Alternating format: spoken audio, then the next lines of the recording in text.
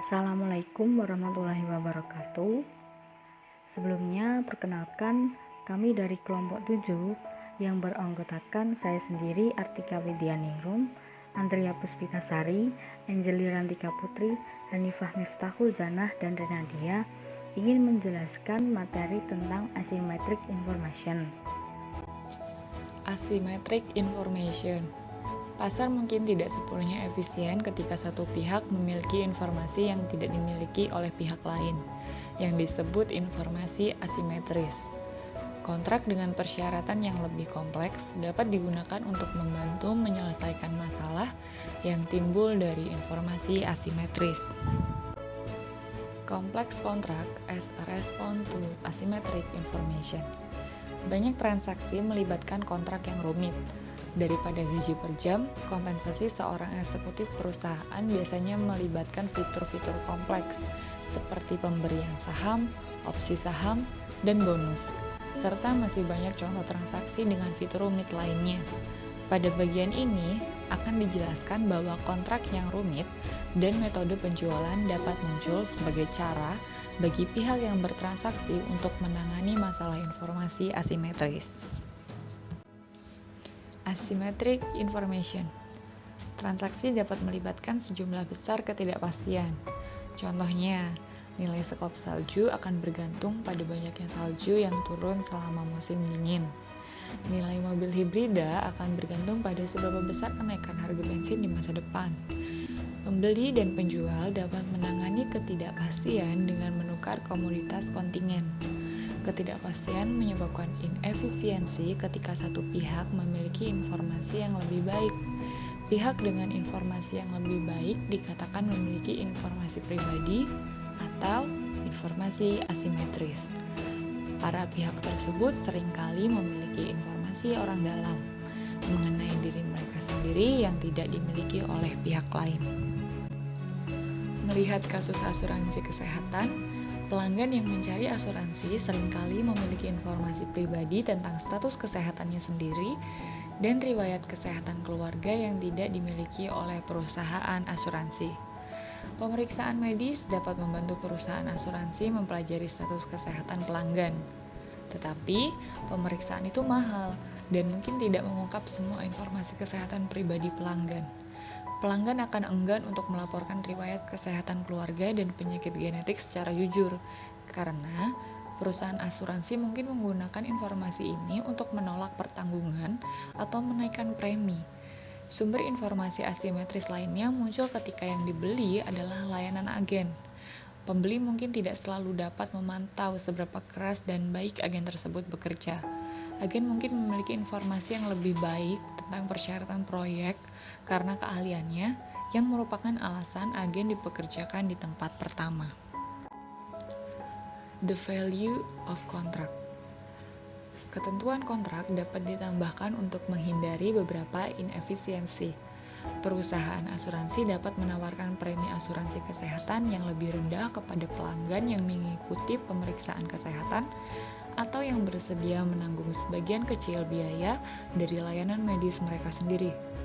Konsumen beresiko rendah mungkin lebih bersedia daripada konsumen beresiko tinggi untuk mengikuti pemeriksaan medis dan menanggung sebagian kecil dari biaya pengobatan mereka.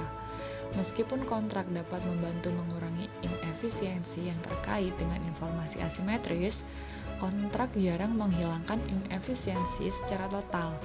Dalam contoh asuransi kesehatan, perusahaan meminta beberapa konsumen melakukan pemeriksaan kesehatan yang membutuhkan pengeluaran sumber daya yang nyata. Mengharuskan konsumen beresiko rendah untuk menanggung sebagian dari pengeluaran medis, berarti bahwa mereka tidak sepenuhnya diasuransikan, yang merupakan kerugian sosial sejauh perusahaan asuransi yang bebas resiko akan menjadi pembawa resiko yang lebih efisien daripada konsumen yang menghindari resiko. Prinsipal agen model. Pihak yang mengajukan kontrak disebut prinsipal. Pihak yang memutuskan apakah akan menerima kontrak atau tidak dan kemudian melakukan berdasarkan persyaratan kontrak, jika diterima, disebut agen. Agen biasanya adalah pihak dengan informasi asimetris.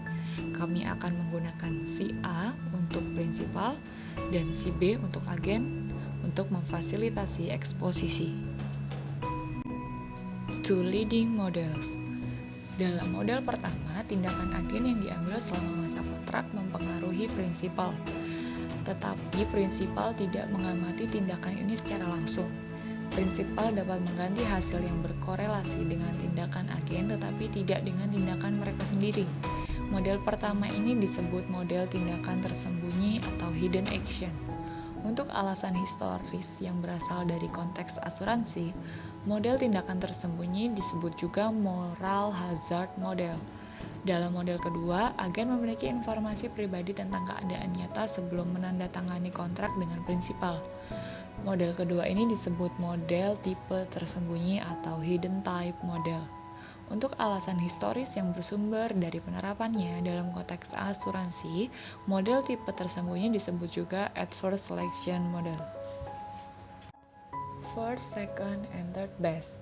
Dalam lingkungan informasi lengkap, prinsipal dapat mengusulkan kontrak kepada agen yang memaksimalkan surplus bersama mereka dan mengambil semua surplus ini untuk dirinya sendiri, serta meninggalkan agen dengan surplus yang hanya sekedarnya, untuk membuatnya acuh tak acuh antara penandatanganan kontrak atau tidak. Hasil ini disebut yang terbaik pertama, dan kontrak yang menerapkan hasil ini disebut kontrak terbaik pertama atau first best. Yang terbaik pertama adalah tolak ukur teoritis yang tidak mungkin dicapai dalam praktik, karena prinsipal jarang mendapat informasi lengkap. Hasil yang memaksimalkan surplus kepada prinsipal tunduk pada batasan bahwa prinsipal kurang mendapat informasi daripada agen, disebut yang terbaik kedua atau second best, dan kontrak yang menerapkan hasil ini disebut kontrak terbaik kedua. Hidden action. Pada model hidden action atau moral hazard model, prinsipal ingin supaya agen mengambil tindakan yang memaksimalkan surplus bersama mereka. Dalam penerapan hubungan pemilik dan manajer, pemilik ingin manajer yang dipekerjakannya muncul selama jam kerja dan bekerja dengan rajin.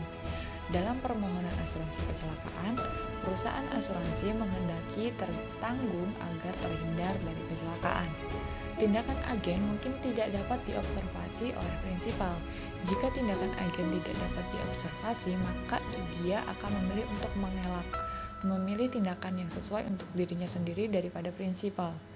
Mungkin kontrak tidak dapat mencegah kelalaian secara langsung dengan mengikat kompensasi agen pada tindakannya, karena tindakannya tidak dapat diobservasi. Kontrak dapat mengurangi kelalaian dengan mengikat kompensasi dengan hasil yang dapat diamati.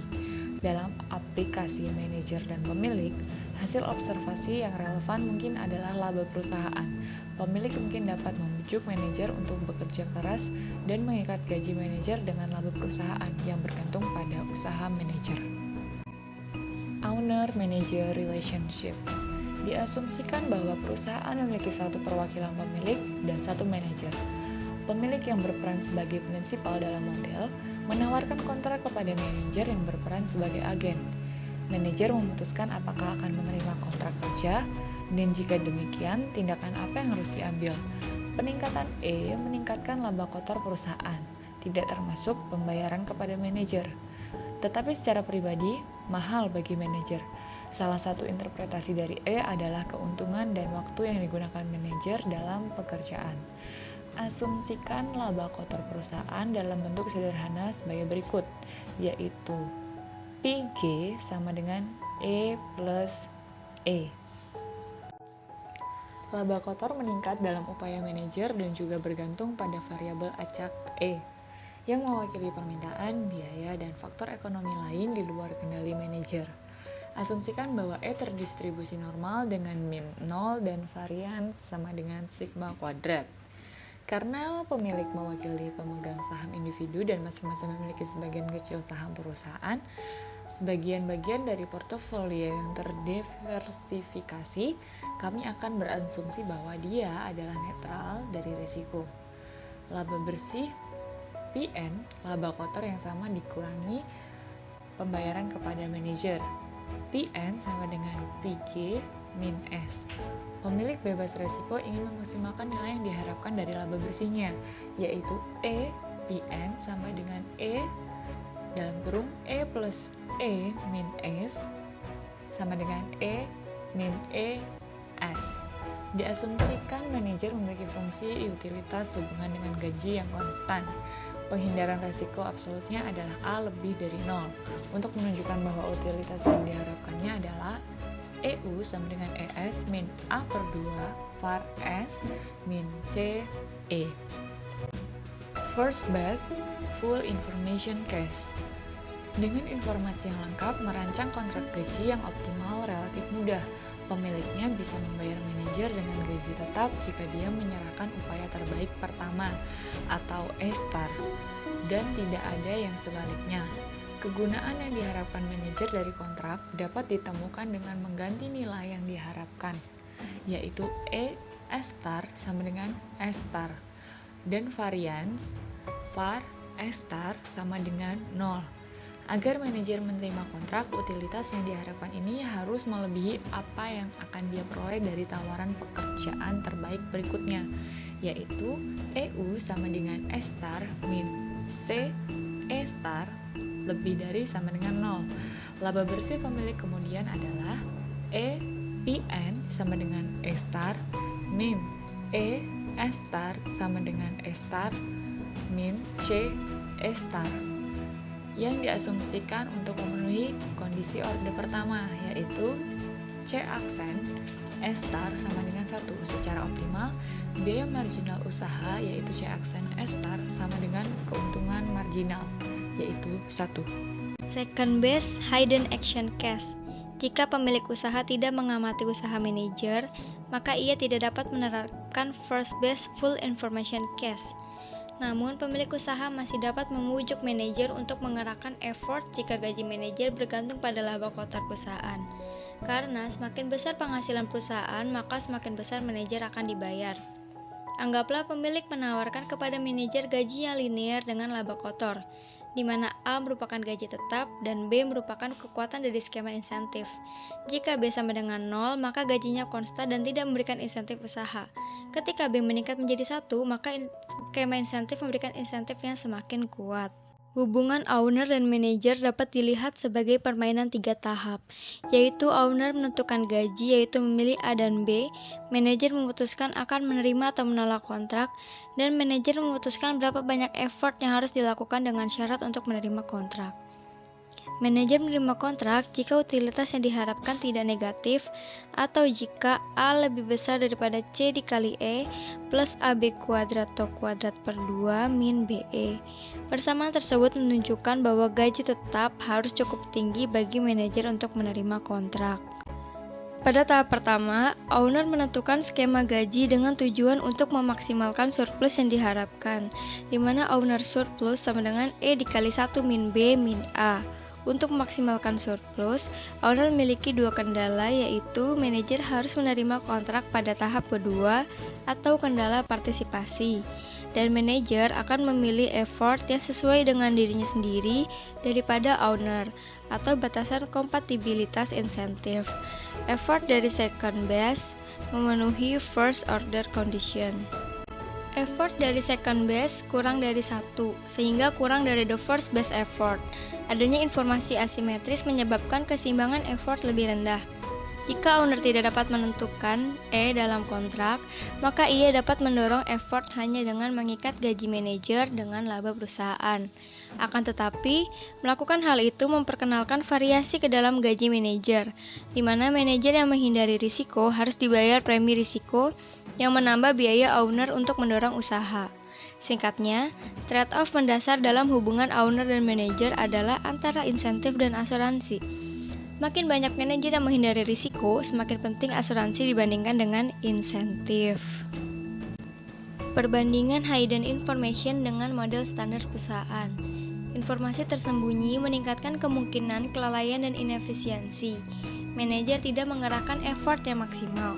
Bahkan, jika owner bekerja sebaik mungkin dengan adanya informasi asimetris untuk memberikan insentif usaha, owner harus menyeimbangkan manfaat insentif dan biaya yang menyebabkan manajer terkena terlalu banyak risiko.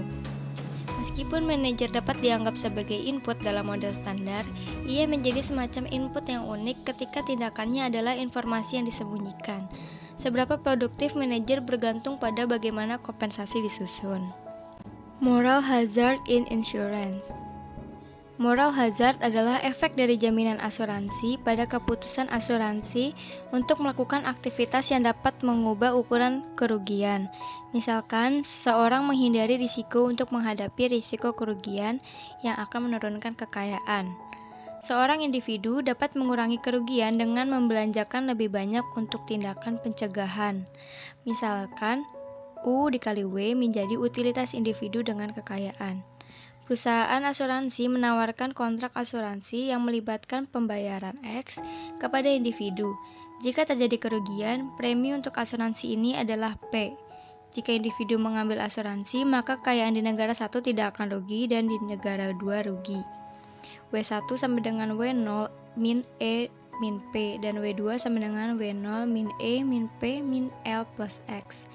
Dan utilitas yang diharapkan yaitu 1 min P dikali U dikali W1 ditambah P dikali U dikali W2. Tujuan perusahaan asuransi bebas risiko adalah untuk memaksimalkan keuntungan yang diharapkan. Expected insurance profit sama dengan P min PX. First best insurance contract. Dalam kasus ini, perusahaan asuransi dapat dengan sempurna memantau effort pencegahan agen. Perusahaan asuransi menetapkan E dan persyaratan lain dari kontrak asuransi yaitu X dan P untuk memaksimalkan keuntungan yang diharapkan dengan tunduk pada kendala partisipasi bahwa individu menerima kontrak, di mana U adalah utilitas tertinggi yang dapat dicapai individu jika tidak ada asuransi. Jelas, perusahaan asuransi akan menaikkan premi hingga kendala partisipasi tercapai secara merata. Dengan demikian, kontrak asuransi first best adalah solusi untuk memaksimalkan masalah pada kendala partisipasi. Metode Lagrangian untuk penyelesaian yaitu L sama dengan P min PX ditambah delta dikali 1 min P dikali U dikali W1 ditambah P dikali U dikali W2 min U utilitas. The first order condition yaitu turunan dari L daripada P, turunan L daripada X, dan turunan L daripada E. Hasil penyederhanaannya yaitu 1 min delta sama dengan 1 min P dikali U aksen dikali W0 min E min P ditambah P dikali U aksen dikali W0 min P min L plus X sama dengan U aksen dikali W0 min P min E min L plus X. Secara optimal, manfaat sosial marginal dari kewaspadaan atau pengurangan probabilitas kerugian dikalikan dengan jumlah kerugian sama dengan biaya sosial marginal dari tindakan pencegahan. Second best insurance contract.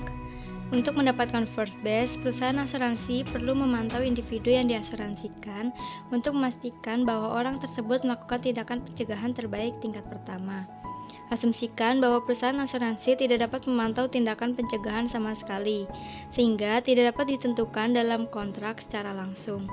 Masalah second best mirip dengan first best, kecuali bahwa kendala baru harus ditambahkan. Kendala kompatibilitas insentif menetapkan bahwa agen bebas memilih tingkat pencegahan yang sesuai dan memaksimalkan utilitas yang diharapkan. Tidak seperti first best, kontrak second best biasanya tidak melibatkan asuransi penuh. Di bawah asuransi penuh, X sama dengan L dan W1 sama dengan W2, tetapi utilitas yang diharapkan dari pihak yang diasuransikan adalah U dikali W1 sama dengan U dikali W0 min E min P. Untuk membujuk agen agar berhati-hati, perusahaan harus memberi sebagian dari asuransi, tidak sepenuhnya. Competitive Insurance Market. Competitive Insurance Market memiliki dua cara untuk memaksimalkan utilitasnya. Yang pertama, dengan menentukan bahwa kontrak dapat menentukan tingkat kehati-hatiannya. Yang kedua, tingkat kehati-hatiannya harus diinduksi dengan kontrak yang hanya menawarkan asuransi parsial.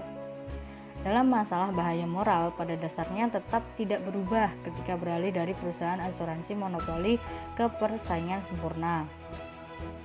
Perbedaan utama terletak pada distribusi surplus, yaitu perusahaan asuransi tidak lagi memperoleh keuntungan positif karena surplus tambahan sekarang bertambah pada individu. Yang berikutnya adalah hidden types. Dalam model hidden types, agen memiliki informasi pribadi sebelum menandatangani kontrak dengan prinsipal. Dalam model ini diharapkan agar terciptanya ide-ide yang lebih konkret. Dalam model ini ada dua model yang harus dipelajari. Yang pertama, kita akan mempelajari masalah tentang harga non-linear optimal. Dan yang kedua, kita akan mempelajari tentang informasi-informasi pribadi di asuransi. Non-linear pricing. Pada non-linear pricing, perusahaan monopoli menawarkan schedule penetapan harga kepada konsumen. Dalam schedule penetapan harga non-linear terdapat 3 garis pembagi, yaitu linear, 2 bagian atau two-part, dan non-linear. Pada grafik di samping ditunjukkan ada 3 schedule penetapan harga yang berbeda. Kurva yang lebih gelap adalah kurva non-linear, yang artinya schedule penetapan harga yang lebih rumit karena mewakili bentuk diskriminasi harga tingkat 2 yang lebih canggih.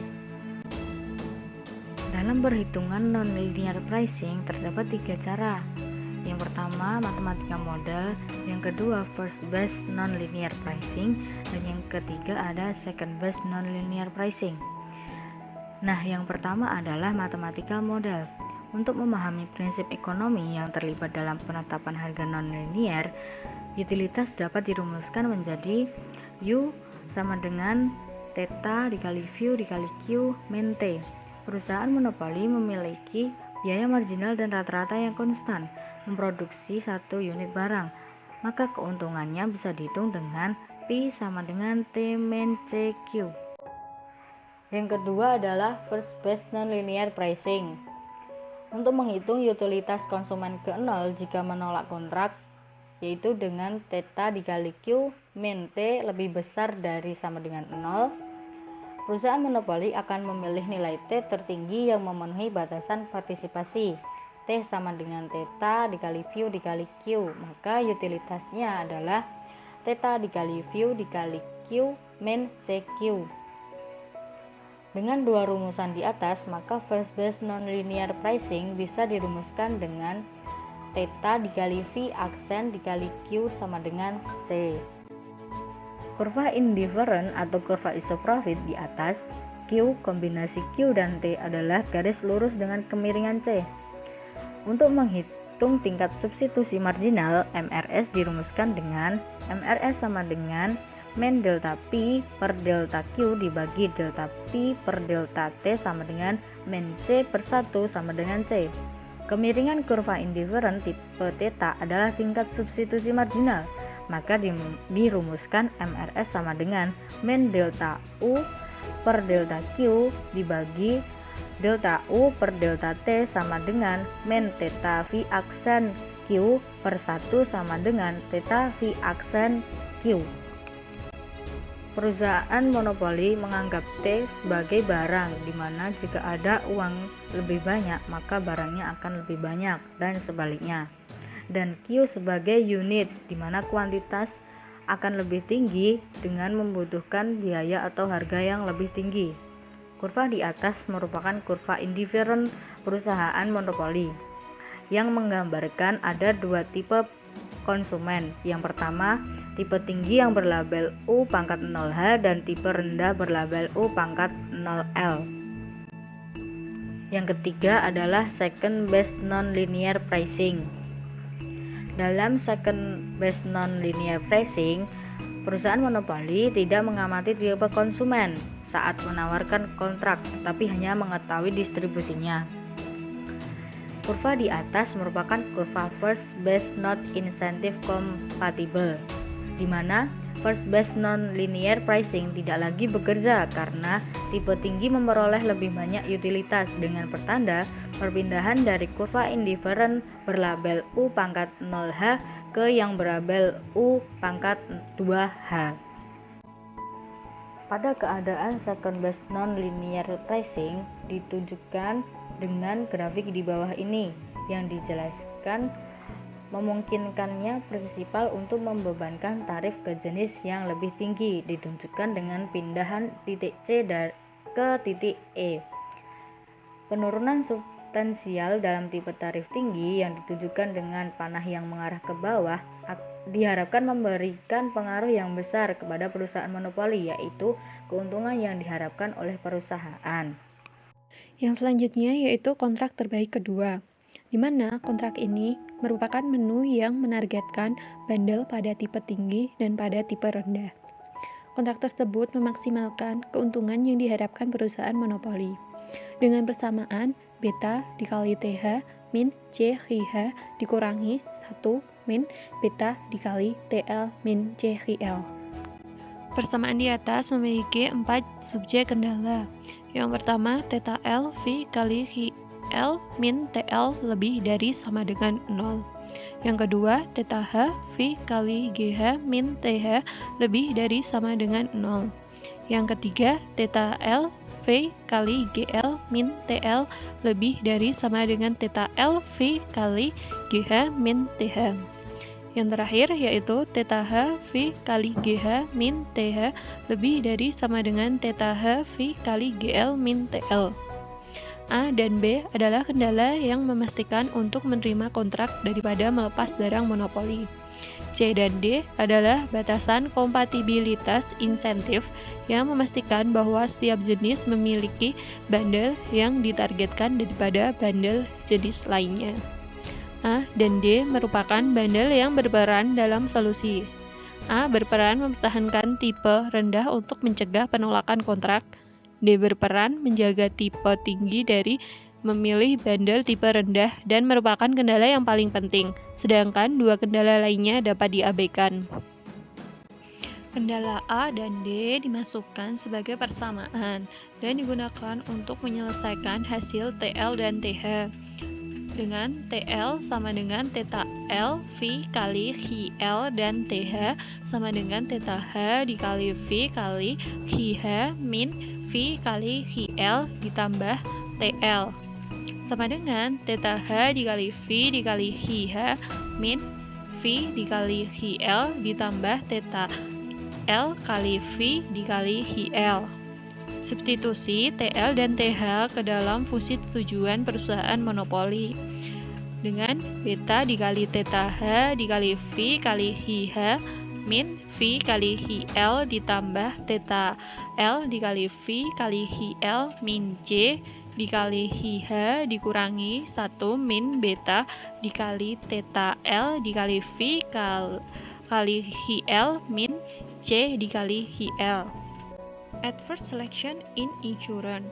Diasumsikan bahwa asuransi disediakan oleh pasar monopoli dan individu dapat menjadi salah satu dari dua jenis, yaitu tipe berisiko tinggi dengan probabilitas kerugian PH atau tipe berisiko rendah dengan probabilitas PL, di mana PH lebih besar dari PL.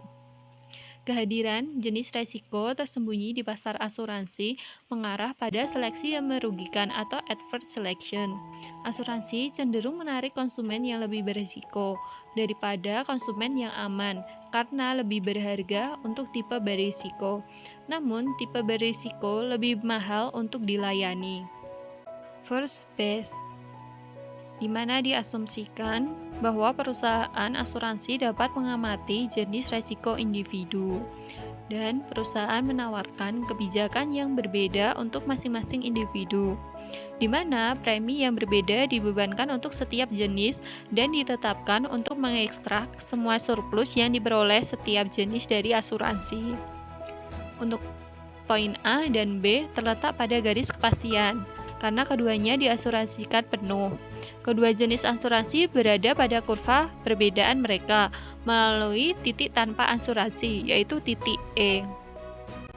Yang selanjutnya yaitu second base, di mana diasumsikan perusahaan asuransi monopoli tidak dapat mengamati jenis agen, sehingga kontrak terbaik pertama atau first base tidak akan kompatibel insentif, karena jenis resiko tinggi akan mengklaim sebagian resiko rendah dan mengambil perlindungan asuransi penuh dengan premi yang lebih rendah.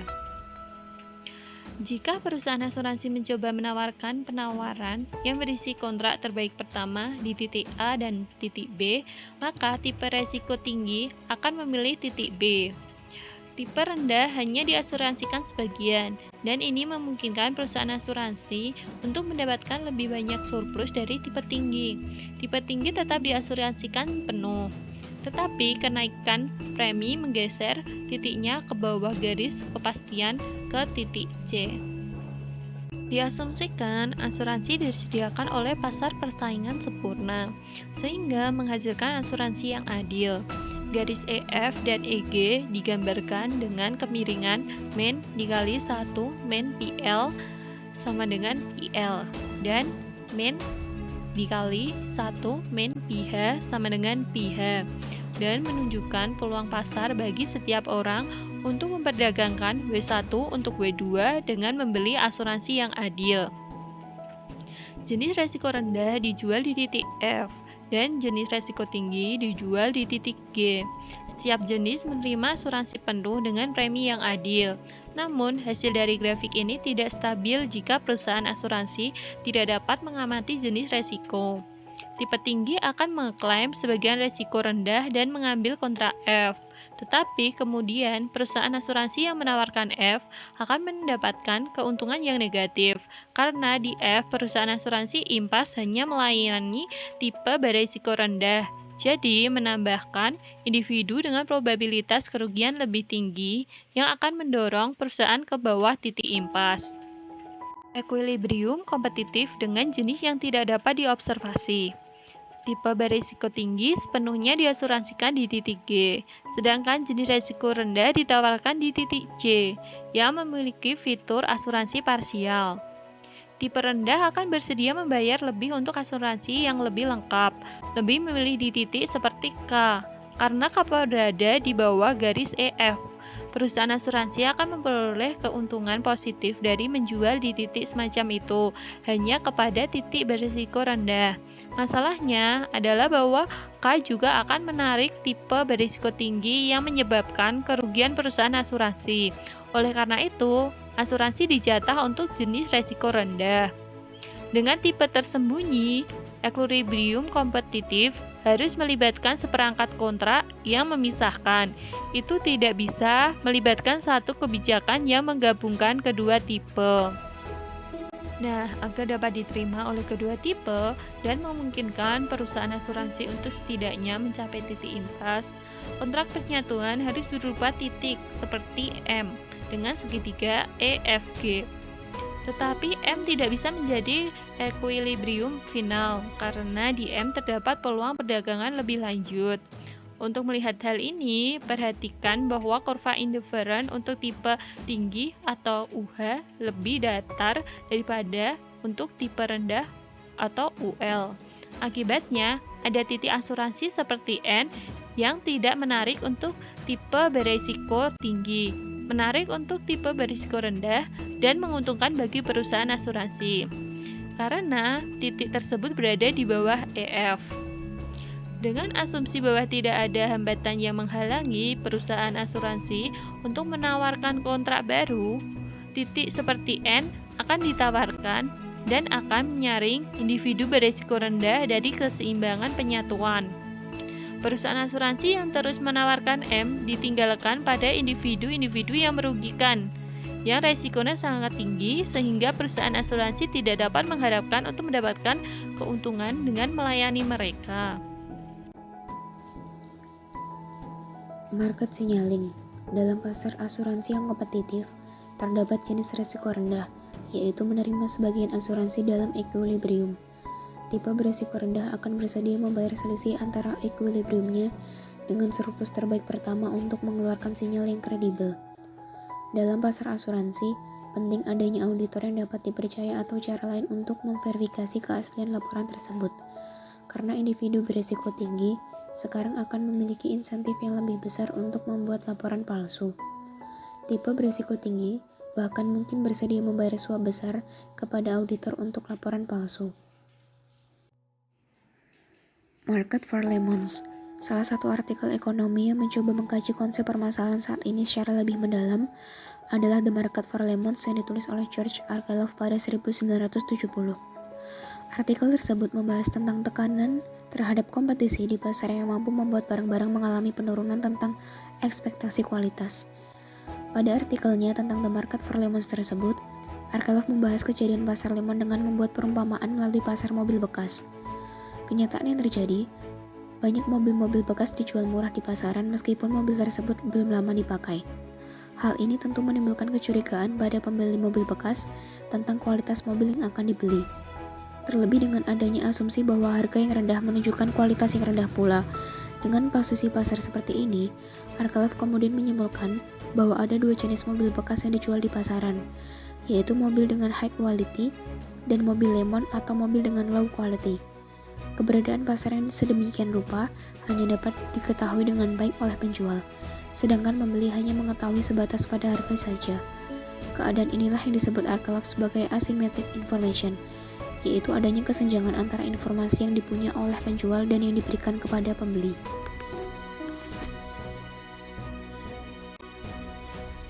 Pasar mobil bekas yang sedemikian rupa tentu membuat pembeli tidak dapat mengetahui dengan baik kondisi dan kualitas mesin. Pembeli hanya sebatas mengetahui tampilan luarnya saja. Hal tersebut membuat pilihan pembeli jatuh pada uncertainty selection, yaitu keadaan di mana pembeli melakukan pilihan dengan hasil yang mungkin saja tidak sesuai dengan harapan. Masalah lemon dapat diatasi oleh dealer mobil bekas yang dapat dipercaya dengan mengembangkan keahlian membeli mobil oleh masyarakat umum, dengan penjual yang memberikan bukti bahwa mobil mereka bebas masalah, dan oleh penjual yang menawarkan jaminan uang kembali. Lelang. Ada banyak format lelang yang berbeda. Lelang dapat melibatkan tawaran tertutup atau protes terbuka. Lelang penawaran tertutup bisa menjadi harga pertama, yaitu penawar tertinggi memenangkan objek dan harus membayar jumlah tawaran, atau harga kedua, yaitu penawar tertinggi masih menang tetapi hanya perlu membayar tawaran tertinggi berikutnya. Dalam lelang penawaran tertutup dengan harga pertama, semua penawar secara bersamaan mengajukan penawaran rahasia. Juru lelang membuka segel tawaran dan memberikan objek tersebut kepada penawar tertinggi yang membayar tawarannya. Sementara dalam lelang penawaran tertutup harga kedua, penawar tertinggi membayar tawaran tertinggi berikutnya daripada miliknya sendiri. Format lelang ini memiliki properti khusus dalam equilibrium. Setiap format memiliki kelebihan dan kekurangan terkait dengan pendapatan yang diperoleh oleh penjual. Di satu sisi, penawar membayangi tawaran mereka di bawah penilaian mereka di lelang harga pertama, tetapi dalam lelang harga kedua, A+ untuk lelang second price. Di sisi lain, penawar yang menang membayar tawaran tertinggi di lelang harga pertama, tetapi hanya tawaran tertinggi kedua dalam lelang harga kedua, A- untuk lelang second price. Sekian penjelasan dari kelompok kami. Apabila ada kekurangan, kami mohon maaf. Wassalamualaikum warahmatullahi wabarakatuh.